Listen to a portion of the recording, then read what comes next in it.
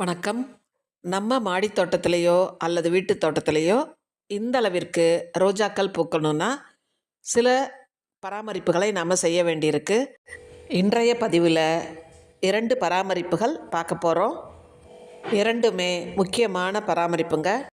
அதனால் ஸ்கிப் பண்ணாமல் நீங்கள் கடைசி வரைக்கும் பார்த்து உங்கள் தோட்டத்தில் இதை ஃபாலோ பண்ணிங்கன்னா கண்டிப்பாக நீங்கள் இப்போ பார்க்குற மாதிரியாக அழகான பூக்களை உங்கள் தோட்டத்தில் எடுக்கலாம். நமக்கு பிடித்த ரோஜாக்களை வளர்த்து அது பூத்து முடிந்த பிறகு ட்ரிம் பண்ணி விடுவோம். நான் ட்ரிம் பண்ண வீடியோ ஏற்கனவே போட்டிருக்கேன் பாருங்கள்.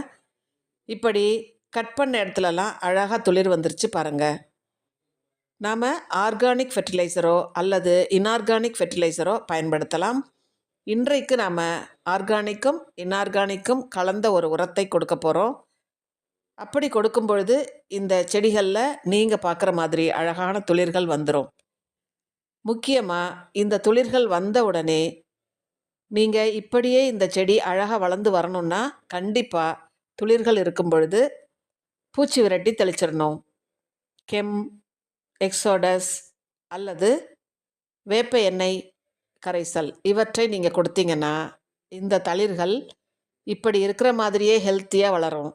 அப்படி நாம் தெளிக்காமல் விட்டோன்னா அப்படியே கருகி போயிடும். என்னோடய கமெண்ட்டில் சிலர் கேட்பாங்க, வர்ற துளிர்கள்லாம் கருகுதுன்னு. இதுதாங்க காரணம். நம்ம குறித்த நேரத்தில் பூச்சி விரட்டியை தெளிச்சிடணும். தளிர்களை நீங்கள் பார்த்த உடனேவே நீங்கள் ஈவினிங்கில், அதாவது மாலை நேரத்தில் பூச்சி விரட்டியை தெளிச்சிடணும். காலையில் வேண்டாங்க, ஈவினிங்கில் தெளிங்க. காலையில் நன்மை செய்யும் பூச்சிகள்லாம் வரும், அதனால நம்ம காலையில் வேண்டான்னு சொல்கிறோம். இந்த பூச்சி தாக்குதல் அதிகமாக இருந்தால் மொட்டுக்கள் இப்படி கொஞ்சம் டல்லாக இருக்கும். பூச்சி விரட்டிகளை நாம் தெளிச்சிரும்போது நல்ல பூக்கள் கிடைக்கும். அடுத்ததாக நாம் கொடுக்க வேண்டிய பூஸ்டர், அதாவது உரம்.